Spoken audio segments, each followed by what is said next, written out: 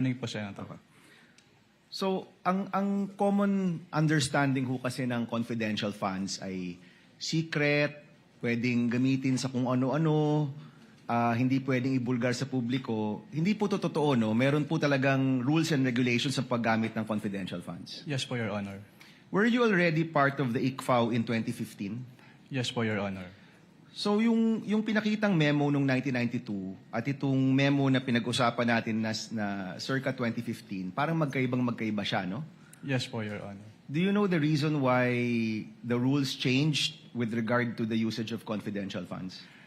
Since yung paggamit po ng confidential fund at intelligence fund ay kailangan ng strict accounting and auditing rules. So, nagkaroon po ng circular para ma-ensure na yung paggamit po ay properly accounted at hindi po magamit for personal use or misuse. Yan yung laman ng memo.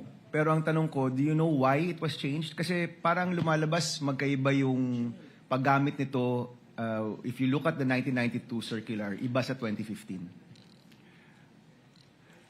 Dun po kasi sa yung circular ng 1999, walang differentiation as to the CIF po. Pero dun sa 2015-01 kasi dun na in-specify na dapat yung confidential fund ay gagamitin lang sa ganito for civilian government agencies. Yung intelligence fund ay gagamitin lang ng uniform and military personnel as well as yung mga intelligence practitioners. Kumbaga, nilinaw nung 2015 circular yung paggamit at pag-liquidate. Yes po, Your Honor. And is there a new circular after 2015 or ito pa rin yung ginagamit ninyo? Yan pa rin po yung ginagamit, Your Honor. Okay. Second question. Ano ang pinagkaiba ng AR sa OR?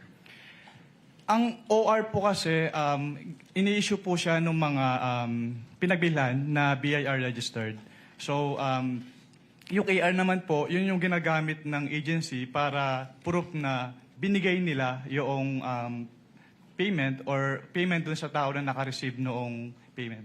And it seems na mas katanggap-tanggap sa inyo yung OR kesa AR. Is that correct? Depende po yan, Your Honor. Kapag purchases po kasi, kailangan po talagang OR yung ibigay sa amin kasi doon po namin tinitignan kung yung kung nag-purchase po talaga sila. Kasi official receipt, acknowledgement receipt, sabihin ng tao, pareho namang resibo, parehong receipt. Ano pinagkaiba niya? Yung acknowledgement receipt po kasi, ina-acknowledge doon nung recipient ng payment na natanggap niya yung payment. Pero yung OR po kasi, parang yun yung proof na nag-purchase si agency doon sa pinagbilhan nung item. Nung item. So pwede mong matrace. Kung OR, pwede niyong matrace. Yes po, Your Honor. Kung AR, pwede niyo po ba itong matrace o hindi na? Pag AR po kasi, kung ano lang po talaga yun nandun sa face nung document, yun lang po yung basis namin since document-based po yung audit namin. Pag AR po kasi, makikita lang po doon kung saan binili. Okay, yun lang yung information. Tsaka kung sinong tumanggap. Opo, yung pinagbilan po. Okay, dito naman sa tumatanggap, no, allowed ba yung code names? Allowed ba yung alias sa inyo? Based on the provision of the joint circular, it is neither allowed nor prohibited po since silent po yung joint circular as to that. Is that as of 2015 or even in previous liquidation of confidential funds? Based on my recollection po, even yung dating circulars po, buhat nung nag-assume po ako sa ICFA, wala naman pong provision as to the use of aliases. So bawal ang paggamit ng alias? The circular is silent po. Okay. Para sa inyo, kung alias, yung paggamit ng alias ay bawal, so hindi importante kung may ibang tao ito, totoong tao ba to, basta yung pangalan na binigay sa inyo, ang expectation nyo, totoong tao yan. Based on that, kasi ang katulad nga po ng sinabi ko, document-based po kami, so wala po kaming way to determine if this is an alias or not po. Oh, but in general, ang tinatanggap yung dokumento, dapat totoong tao. Yes po, Your Honor. Okay, next.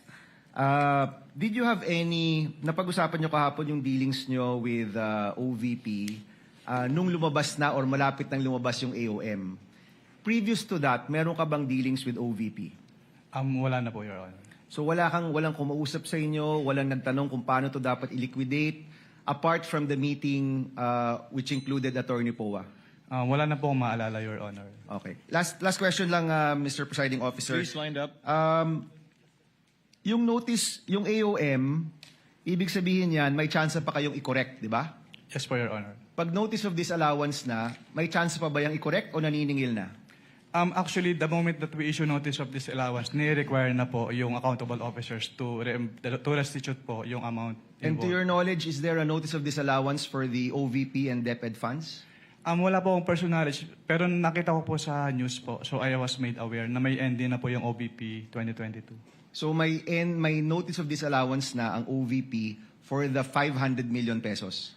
For 125 million pesos po for the fourth quarter of 2022. So sinisingil na yan kay Vice President Duterte. Yes po, Your Honor. Okay. Thank you, Mr. President. Thank you,